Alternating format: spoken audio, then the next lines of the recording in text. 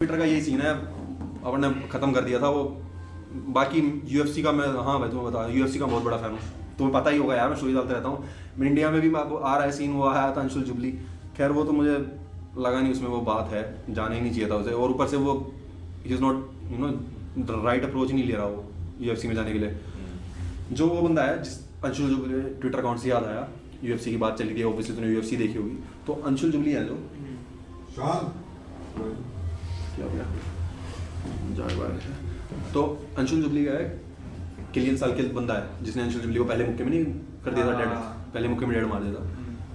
वो अंशुल जुबली से लड़ने के बाद से अब तक 2 बार लड़ चुका है। जब तुम इतने नीचे डिवीजन से उठ रहे हो, तुम ऑब्वियसली तुम नीचे की रैंकिंग्स में हो, तुम्हें नीचे के बंदे मिलेंगे, तो तुम्हें at least the last thing you can do it, सबसे कम चीज जो तुम कर सकते हो वो थोड़ा कि फ्रीक्वेंटली लड़ दो। वो बंदा कॉनर मैकग्रेगर की तरह लड़ रहा है 2 साल में एक बार। ऑब्वियसली इंडिया का सबसे बड़ा सीन है, उसने अपने बायो में भी लिखा हुआ है the face of Indian MMA, पर उसको मेरे को लगता है कि थोड़ा फ्रीक्वेंटली लड़ना चाहिए। अपना भाई है निशांत, यहाँ भी आया हुआ, तुम देखी होगी वीडियो, निशांत 1 साल में 5 बार लड़ा है। स्टार्टिंग में जब when you are pushing the ranks, भाई तुम्हें साल में 3-3, 4-4 बार लड़ना पड़ेगा, ठीक है। और बॉक्सिंग में तो ज़्यादा लड़ सकते हैं, यूएफसी में डैमेज थोड़ा ज़्यादा हो जाता है कई बार, खैर ये तो वो है क्वेश्चनेबल।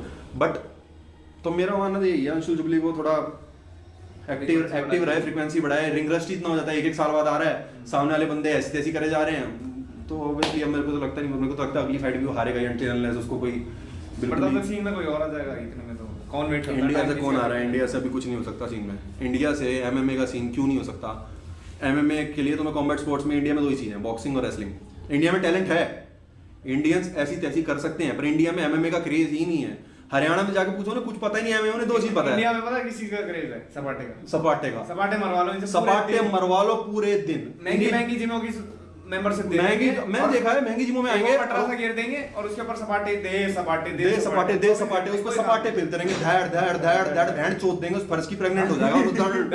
अबे एक बात बता, तू बहन चो इतनी महंगी जिम में आया हुआ है, पहली बात सपाटों वालों की बात कर रहा हूँ, तू इतनी महंगी जिम में आया हुआ है, वहाँ पे एक मशीन है उसको बोलते हैं रोवर, वो सपाटों के लिए ही बनाई हुई है, सेम चीज में करती है वो, रोवर स्कीइंग, वो सब तुम्हारे पे इतनी सारी इक्विपमेंट, तुम सपाटे क्यों मार रहे हो भाई? तुम 200 साल पहले नहीं हो, आज भी तुम सपाटे तुम सपाटे ही मारते रहोगे तो भाई फिर क्या ही फायदा है? और तुम लड़ते हो उनसे हो जो ये सारी मशीनें यूज करते हैं, लड़ने जा रहे हो तुम उनसे, तो थोड़ा लेट सीन है। बाकी टैलेंट है भाई, बॉक्सिंग और रेसलिंग इन दोनों में अपने मेडल्स आते हैं, ठीक है, अपने मेडल्स आते हैं, अपने रेसलर्स भी जाते हैं। और रेसलिंग में तो खैर आज तक एक ही बना है world champion, Sushil Kumar. Wrestling में तो कोई वर्ल्ड चैंपियन नहीं बन पाया, पर रेसलिंग है भी दुनिया का सबसे टफ स्पोर्ट है, सबसे कम्पिटिटिव स्पोर्ट है मेरे मानने में रेसलिंग। अगर 2 बच्चों को भी छोड़ दोगे तो रेसलिंग ही करेंगे, 2 भालुओं को भी छोड़ दोगे रेसलिंग ही करेंगे। नेचुरल इंस्टिंक्ट है, नेचुरल इंस्टिंक्ट है रेसलिंग अपना नेचुरल इंस्टिंक्ट है। तो रेसलिंग में जीतना, मेडल लाना बहुत मुश्किल होता है, मैं बता रहा हूँ तुम्हें। इसलिए मुझे Sushil Kumar greatest Indian athlete ही लगता है, क्योंकि आज तक इतने साल की हिस्ट्री में एक ही वर्ल्ड चैंपियन है और वो है सुशील कुमार। ओलंपिक्स में मेडल आया वो भी ठीक है, पर वर्ल्ड चैंपियनशिप मेरे साथ ज्यादा चीज प्रूव भी है कि हम कम्पीट भी कर सकते हैं इन चीजों पे, कर सकते हैं, क्योंकि टफ स्पोर्ट के अंदर भी आप कहीं पे भी नाम बना के हरियाणा में क्रेज बनाओ, एमएमए का क्रेज बनाओ, इनको दिखाओ कि भाई तुम इससे भी इतने पैसे कमा सकते हो। इंडिया में तो एक मेडल आया, इसको इतना फेम, इतना पैसा मिल जाता है, वो क्यों ही मेहनत करेगा भाई? ये मैं बता रहा हूँ, फाइटिंग एक पुअर मैन स्पोर्ट है, पुअर मैन स्पोर्ट है ये, और गरीब आदमी खेलेगा। जो जिनके ओलंपिक मेडल आ गए, जो जेन्युइनली अच्छे हैं इंडिया में, वो क्यों लड़ेंगे? उनको पैसा आ गया, गरीब आदमी लड़ता है हमेशा। तो ये दिक्कत हमेशा आ रहेगी तुम्हारी लाइफ में, है ना?